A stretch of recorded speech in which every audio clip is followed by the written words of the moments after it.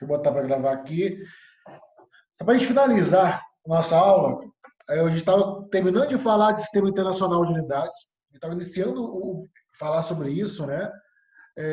Porque uma hora eu utilizei grama por centímetro cúbico para falar da densidade, outra hora eu usei quilograma por metro cúbico para falar da mesma densidade, certo? O Sistema Internacional de Unidades, a gente vai ver muito em física, cara. Então, lembrando que está no SI. SI, você leu SI, é Sistema Internacional de Unidades, tá? É um conjunto de unidades de medidas correspondentes às grandezas físicas, fundamentais e suas derivações, tá? Ele é uma evolução do sistema métrico que ocorreu em 1960 durante a Conferência Geral de Peso e Medidas na França. Então, para que ele serve? Ele serve para padronizar as unidades de medida. O que é unidade de medida? Toda medida, toda grandeza física tem unidade, né?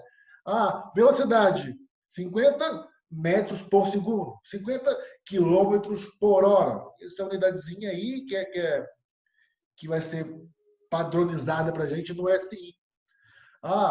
Qual a sua altura? 1,86 metro. O metro é minha unidade.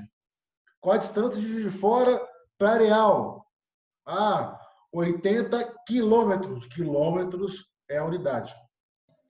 Mas para você não ter um problema e cada local ter uma coisa, como na verdade se você olhar a temperatura no Brasil é graus Celsius, você olhar em outro lugar, você vai ver Fahrenheit, vai ver Kelvin. Então, é uma bagunça e tanta, né, cara? Então, para alguma conceituação científica, alguns artigos científicos, é interessante que você tenha essa padronização de unidade, para que esse entendimento ele seja aqui, ou seja na Rússia, ou seja na Europa. Nós pegamos naquela live lá um manômetro, que é aquele aparelho que mede ali a pressão, em libras por centímetro quadrado. Caraca, unidade ruim demais de trabalhar, ruim demais de trabalhar. Geralmente a gente trabalha com ATM, Pascal, e o cara me manda uma libra por centímetro quadrado. Mas você tem hoje em dia conversores que você faz essa unidade aí. Mas é importante que você saiba, principalmente, ainda mais para o Enem, as unidades do sistema internacional. Tá? Então, no sistema internacional, eu tenho o comprimento, né, que é 1 metro, não é quilômetro, é metro, tempo e segundo. Ou seja, se velocidade é a quantidade de espaço que você percorre por tempo, a unidade no sistema internacional da unidade tem que ser em metros por segundo, e não em quilômetros por hora. Então, geralmente vem em metros por segundo, realmente. Massa em quilograma, corrente, que é a corrente ali, aqui na nossa casa, aqui, dos fios elétricos, dos condutores nossos, em ampere. Temperatura em Kelvin, não é em graus Celsius. Não é? Energia é joule. A gente vê caloria, mas é joule. Então, a gente tem que entender isso aí. É claro que, no decorrer desses 3 anos que vocês forem trabalhar com a física e com a química, vocês vão trabalhar muito esse SI.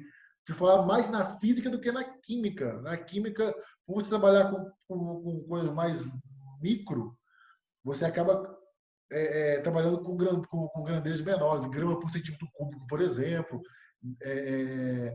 Então é importante que você pelo menos saiba essas grandezas no SI, tá ok? Tem que estar na mente isso aí para o Enem, para provas de vestibular que você for fazer aí. O que é o Sistema Internacional de Unidades e quais as principais unidades que você pode vir a trabalhar. É importante que você tenha isso na massa aí. Tranquilo? Então, galera, no finalzinho da nossa aula era esse aí. Só a gente terminar de falar aí de grandezas físicas e do Sistema Internacional de Unidades. Quem tiver alguma curiosidade, dá uma olhadinha na internet depois aí, o que é o Sistema Internacional de Unidades, o que é o metro, o que é o quilograma, da onde que eles surgiram essas unidades. Nós temos aquelas tradicionais, né? PES, trabalha muito na parte da marinha e na aeronáutica, aí, o PES, né? Que não é sistema internacional, mas é muito utilizado. Quem for trabalhar muito, for trabalhar a parte de engenharia também, vai trabalhar muito com polegada, que também não é sistema internacional de unidades, mas é muito trabalhada.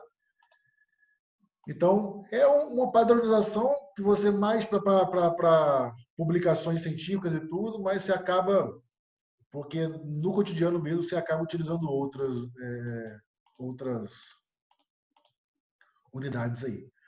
Beleza? Gente, eu vou postar essas duas aulas. Essa aula, na verdade, eu vou ter esse finalzinho de aula aí lá no nosso YouTube, no nosso canal no YouTube.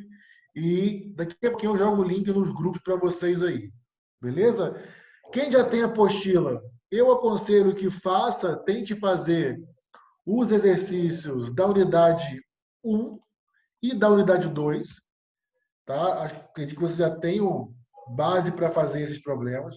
É importante que vocês consigam, tentem quebrar a cabeça aí nesses problemas, tá bem? E na semana que vem a gente resolve tanto a unidade 1 quanto a unidade 2, dá tempo para o pessoal chegar com a apostila aí. Um grande abraço a todos. Dúvidas? Alguém? Beleza? Tranquilão? Vou mandar o link do YouTube também da live de processo de ebulição para complementar essa aula de hoje. Tá ok? Aproveitem lá, interessante. A gente consegue, faz uma ebulição de uma água lá à temperatura ambiente. O pessoal tem costume de achar que a ebulição é só feita a 100 graus Celsius ou próximo de 100 graus Celsius. A gente lá pegou uma água a 21 graus Celsius e fez o processo de ebulição da água. Vocês vão entender por quê se verem a live. Um grande abraço. Ninguém falou mais nada, então espero que não tenha dúvida. Qualquer coisa, estou no grupo. Valeu, valeu.